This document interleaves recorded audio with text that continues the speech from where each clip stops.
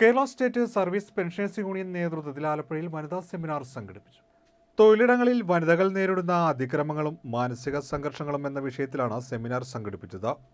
Kerala state service pensioners union ജില്ലാ കമ്മിറ്റിയുടെ നേതൃത്വത്തിലാണ് സെമിനാർ നടന്നത്.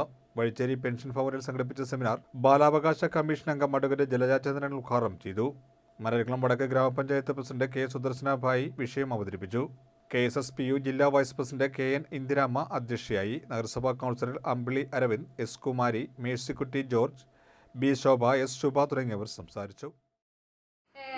51 എന്താ നമ്മുടെ ചുമതലകൾ പറയുന്നത്, അല്ലാതെ റൈറ്റ്സ് മാത്രമല്ല പറയുന്നത്, നമ്മുടെ ചുമതലകളും പറയുന്നത്. ഇതുപോലെയുള്ള ഇതിനെ ആസ്പദമാക്കിയിട്ടാണ് എല്ലാ നിയമങ്ങളും, അല്ലേ? 15 എന്ന് പറഞ്ഞാൽ ഒരാളും വിവേചനം പാടില്ല, അല്ലേ? 21 എന്ന് പറയുന്നത് നമുക്കൊരു മനുഷ്യനായി ജീവിക്കാനുള്ള അവകാശമുണ്ട്.